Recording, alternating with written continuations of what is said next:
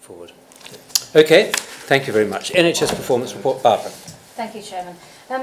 Despite being called the NHS Performance Report, this report is predominantly about access standards, and we all know that there are many other features of performance which are really important to patients, such as their experience and the clinical outcomes they receive. But nonetheless, access to services is of high profile, and the report focuses on that. I'm not going to read the report or make reference to anything specific in it. I'm going to assume that the report's been read. I would just like to make 2 points of context, if I may, Chairman, before the discussion. The first really is some numbers to show just what a marvellous job our NHS have done under a lot of pressure. We know the service is under enormous pressure, and yet they've still managed to deliver very, very good standards to patients. And the example is always the A&E standard, whereby we're still ensuring that 9 out of 10 patients are treated, not seen, but treated within 4 hours of admission. They're either discharged or admitted. And in fact, the median time for that is 50 minutes. But the context I want to put behind that is just how many more patients our NHS is treating now than it was some years ago. So just a few examples. We're now seeing 2 million more patients attending our A&E services than 5 years ago.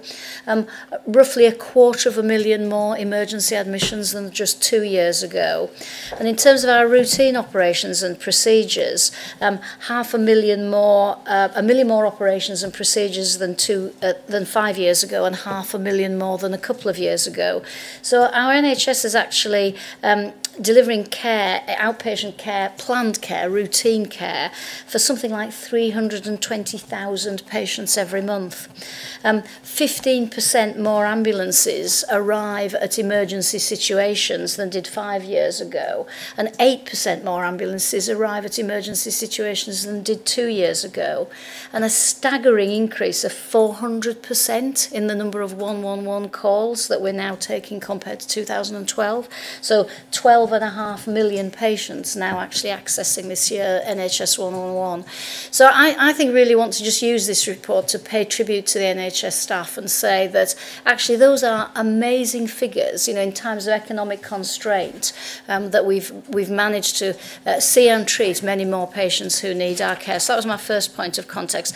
The second point of context I'd just like to make is about the tables, because while we feel it's really important for transparency to make sure that we demonstrate where in particular parts of the country patients are, get their treatment more quickly and where they don't. Two of the tables I think do deserve some explanation. The first is the one on diagnostics, and just to let everyone be aware that this can be very volatile.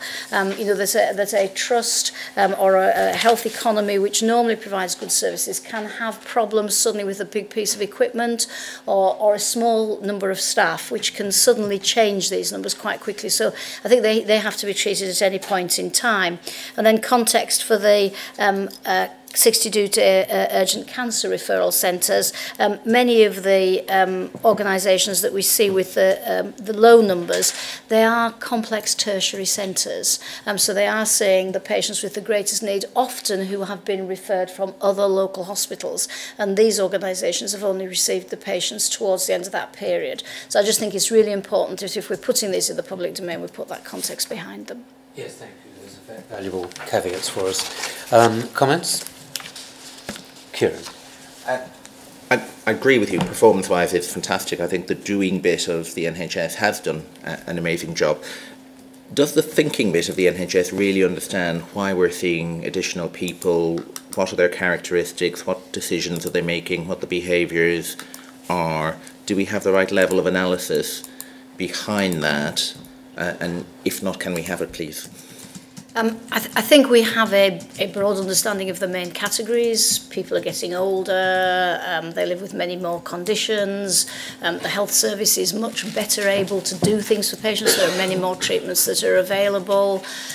We've not seen an increase in investment in primary and community services in the way we have in health, in acute trust services, hospital services. Therefore, we see that drift. And obviously, in the last half hour or so, we've talked about the cuts to social care. So there's a range of factors that we understand are all contributing to this increase in demand. But we absolutely feel that we haven't got enough analysis on that. And we've initiated a piece of work nationally to try and understand which particular one of those factors is a key driver.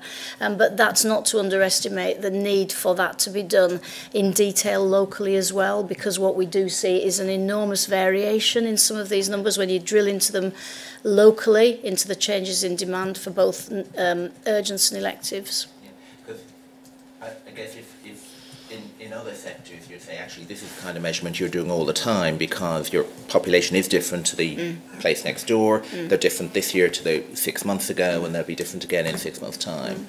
So are we in a position to get that kind of real-time insight, monitoring? Tim would probably say the word kind of market research as opposed to academic research. So rather than doing one big analysis for this year and then coming back to it in 5 years' time, can we build a system which kind of does it routinely? It's just normal business intelligence. I think that there would be quite a lot of work to do to build a system that does this economy by economy. I think we're on the basis of building it at national level, but there would be a lot to do for people to build that routine monitoring. But the tool will do nationally will support them to do that. And yes, the point you make about what's happening, just something like the campaigns about cancer, which caused a very significant rise in people coming forward to be diagnosed, which is why we've done many more diagnostic tests. We need to be much better than we have been in the past at being ahead of that, at making sure that if we're going to do that sort of campaign, which is fantastic, we want demand for diagnosis to grow, but we need to make sure that we're predicting those trends enough to put the capacity in place rather than actually having to put the capacity in place once it's happened. Good. Barbara, thank you very much for that, and echoing your words about how remarkable the performance has been in terms of numbers coming through the system.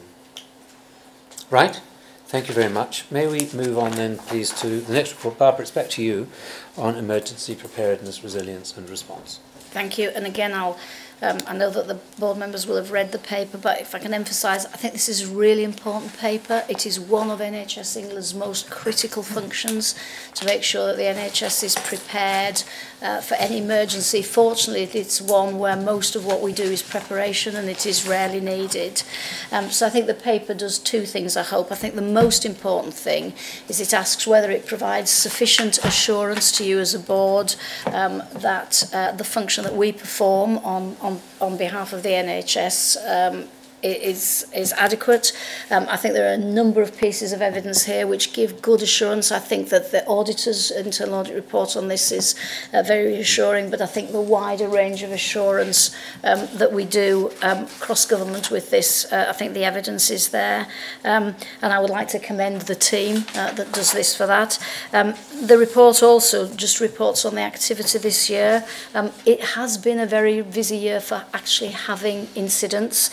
We shouldn't underestimate the industrial action and things that have happened with Ebola have made this team very, very busy indeed. So I think whilst we commend absolutely all the NHS staff who've gone to work in West Africa to support on Ebola, but we also need to particularly commend the people who've worked on those patients who've get the preparations for those patients with potentially Ebola or Ebola who've come back to the UK, because we have a very small team in NHS England who've done this, who've done a fantastic job, and a small number of our hospitals have been ready to receive patients, and obviously in the case of the Royal Free have done so.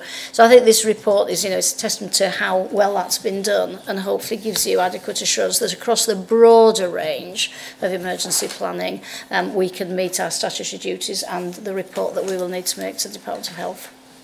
Well, thank you very much, Barbara. And I think it would be really useful if members of the board who haven't visited the team based in this building were to find an opportunity to do so. It's really, I think, quite eye-opening. the array of responsibility that they have, the need to be able to provide rapid response and to take control of emergency situations anywhere in the country at any time. I don't detect comments, so Barbara, maybe thank you very much for that report. Move on, Karen, to our own business plan and how well we've done. So, very briefly, this report just provides an overview of how we've done against the business plan of this current year, and it provides an update and an overview across all the 31 business areas. It's just worth reminding people those 31 business areas more or less cover everything that NHS England does, so it includes change as well as operational performance. So some of the areas which have been marked as amber, red or red are there largely because of some of the operational pressures that we've received rather than failure to deliver.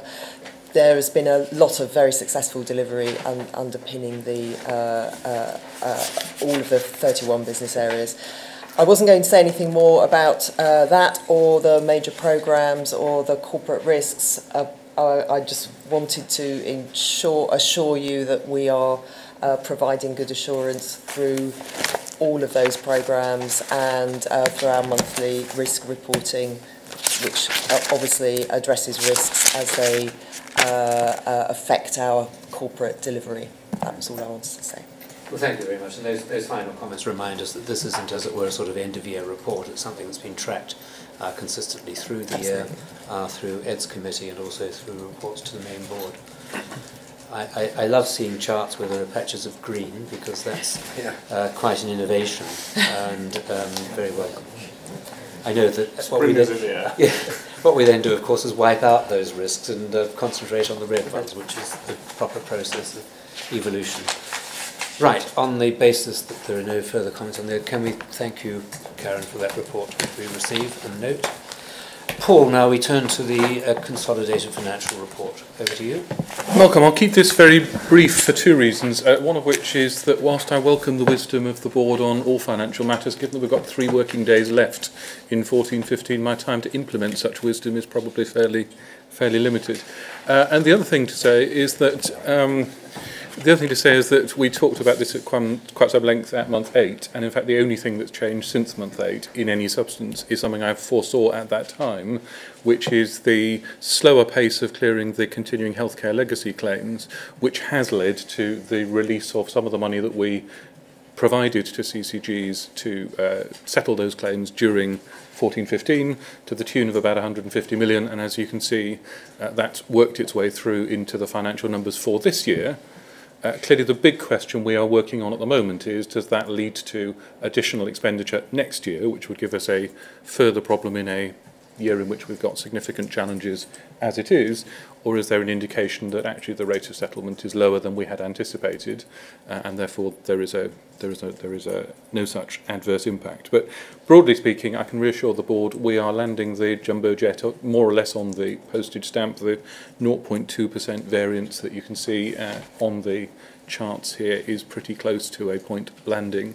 It is just about on the right side of the point landing, which is always good. I wouldn't want to underestimate, however, the pressures that when you strip away things like the continuing healthcare that I've just talked about, and the fact that we have been able to bear down on our running costs and our central programme costs, to some extent in preparation for a very lean year on both of those fronts. Next year, when you strip all of that away, the underlying financial dynamics in the commissioning system, just as it is in the providing system, have been extremely tough and are extremely tough, which is why the planning process that we're going through at the moment is, I think, the toughest that I've seen in quite a number of years, and will take us another few weeks to get through. But that's probably as much as I need to say today. Thank you, Paul. Ed, do you wish to add to that? No, I think the way in which this has been managed and the way in which the NHS England has coped with the additional cost pressures in year by managing the other things down has been tremendous. And I think, looking forward to next year, I think this is going to be a lot tougher. So we may as well be ready for not quite such a way of which it can be worked out in the second half of the year. Good. Right, well, thank you very much. I propose now to move on to the reports from committees. Two of them, the Investment Committee, I don't think we wish to open because it's a starred item. I haven't heard anything to the contrary. Secondly, Audit and Risk, likewise. Fine. Well, that allows me then to invite David Roberts to give us a brief oral briefing on the Commissioning Committee that held its first substantive meeting yesterday. David. Thank you, Malcolm. The Commissioning Committee met for 3 hours yesterday and focused on its sort of normal 4 standing items of strategy, assurance, finance and quality. And 3 key themes, I think, go across all of those. The first is support. So how can we support the various elements of the system to get things done and to improve? The second is learning. So what can we learn from all the various initiatives? And the third is scalability. How do we scale these issues when we see things that work?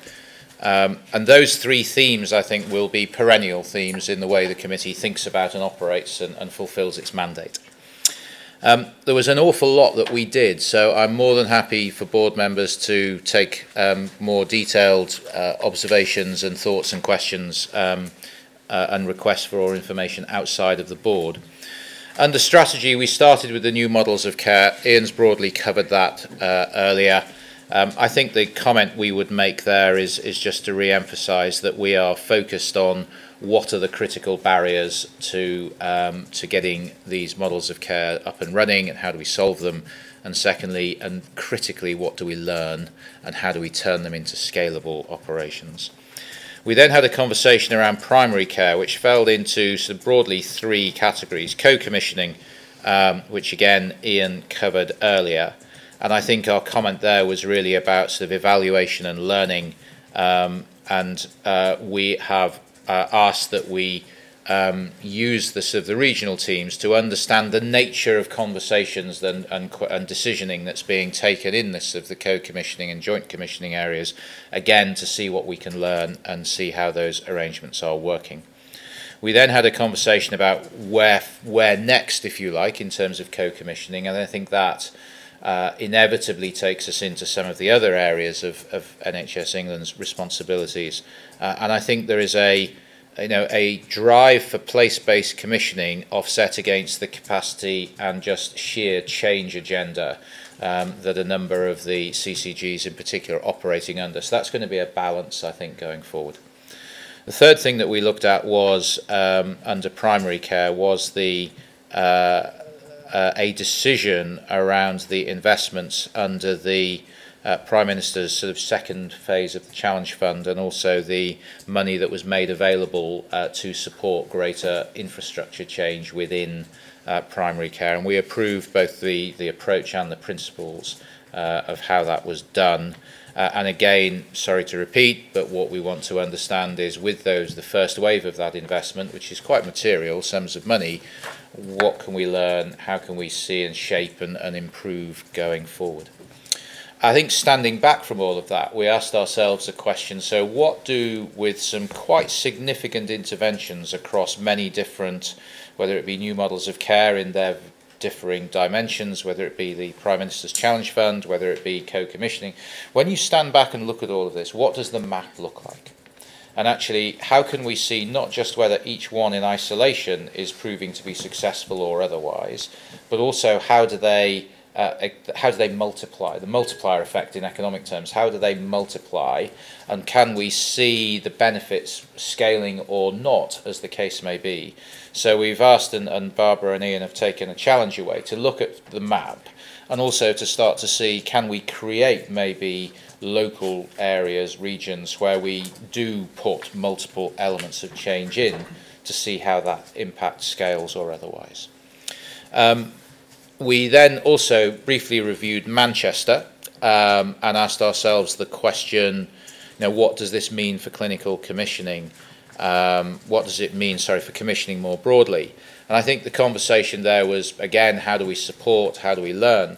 But I think the risk of losing clinical leadership at the local level was perceived to be a material sort of issue that we would want to understand and make sure that the big positive benefits from clinical leadership were not negated in any way. We don't think they are, but we think there's a risk there that we want to get close to. So with all of that and with the various differing initiatives, the final thing we looked at under strategy was actually we are embarking on a thought process over the next sort of 4 to 6 months about what and how do we create a modern, efficient, supportive commissioning system which is unlikely to have one means of commissioning but many means of commissioning. We heard today the power of patients taking responsibility for commissioning via their own personalised budgets. So how do we think about that relative to other means that we operate now and the various things? So what are the capabilities, what are the tools, what are the education that's needed to help make that work? What are the metrics, what are the ways in which... And so we're going to have a series of interventions at basically every month between now and the end of October probably, where we learn from other parts of the world, we learn from our experience and we pull that together. And I think that will be a topic that we might want to bring back to the board at various chunks once we've gone through maybe 3 months and then 6 months. So that was broadly commissioning strategy. On commissioning assurance, this was probably the centrepiece of our conversation, which is that we recognise we're in a very different place on the CCG operations. We recognise that we need a new model for assurance. The board has a statutory responsibility for assurance. We were clear that this is not an inspection regime, this is an assurance regime and it's a learning regime. We're also clear, and Barbara was very clear, this is a continuous process. It's not a sort of 3 people turning up on a wet Wednesday to inspect. So as part of that, there will be, and we were asked to approve a new assurance strategy and process, which we did. Implicit in that is judgment on a range of factors and a very differentiated risk-based approach to then what may be the consequences of where people come out. We requested some changes in that and the approach which are being done, and we also recognise that as part of this process there is a scorecard being developed for CCGs which we are seeking views on. I think it's important to recognise where we are in this process. We're seeking views, so we're at an early stage of that process. I think our thoughts on this were really 3 things. It's in this assurance process. It's being very clear on the facts. What are the facts that be they qualitative or quantitative views? What are the facts? Being very open-minded about the reasons as to why the situation has occurred, because we have very different contexts in which we're operating. And then being very clear and very risk-based on the consequences. And those consequences starting with how can we and other CCGs through peer review, buddy systems, etc., how can we help support, challenge CCGs to improve, and how can we make sure they have the capabilities and capacity to do that. So we're trying to move again to support, learning and leverage being the three key words. And then very briefly, we had a review of the efficiency process that the team are working their way through. I would describe that as a sighting shot, the exam question being how can we use the commissioning process to drive the efficiencies that we all need to have a sustainable and high quality care for our patients. And then we had I think, very important conversation about Morecambe Bay, led by Bruce and Jane, and about understanding what are the actions that we've committed to and how can we make sure that the commissioning system makes those happen. But also, again, what are the learnings that come out of that and from some other issues that have arisen over the last years that are in the well understood, and actually standing back and asking ourselves, how can we use the commissioning system to try and drive the focus on quality in everything that it does. So, Noel and Victor, anything I've missed? No? Covered. Okay, so that's what we did. Happy to take any questions or indeed to follow up separately with people. Well, thank you very much, David. I think that reinforces our confidence that we made the right decision in setting up this committee. I think you're asking some of the very existential questions that we need to review. So thank you for that. Can I invite any questions or comments on David's presentation? No. Well, thank you very much, and we will, I know, have a written paper in due course and give us an opportunity to reflect further. Right, well that brings us towards the close of the meeting. Just before we do, I thought I should offer Simon an opportunity to give us a summary of messages, key messages that he can take away from the discussions this morning. Yes, well I'm not sure I will adequately discharge that task, Malcolm, but I guess what strikes me throughout this conversation is a series of sort of dualities that we have to hold in our mind, both of them at the same time. The first is that it is tough now across many parts of the National Health Service. We've got to be realistic about the pressures and the constraints, but we've also got to be ambitious about the future and recognise that better is possible.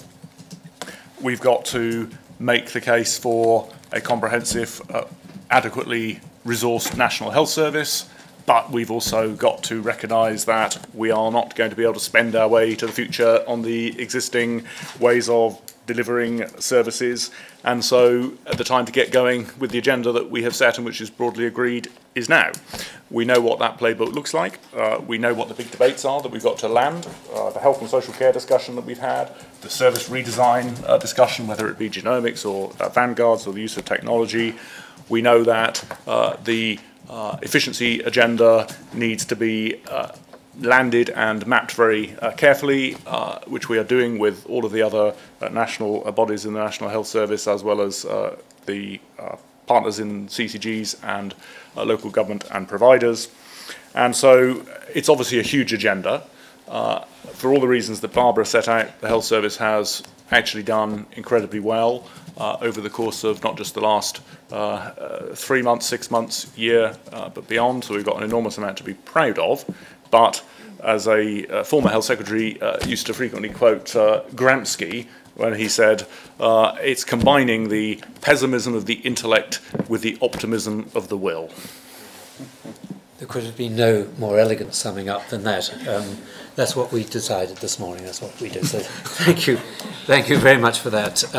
We reached the stage of the meeting where we close the public part of the meeting, and we will go into private session in a moment. But can I thank everybody for their attendance this morning and for the contributions of my colleagues around the table. Thank you very much. The meeting is closed.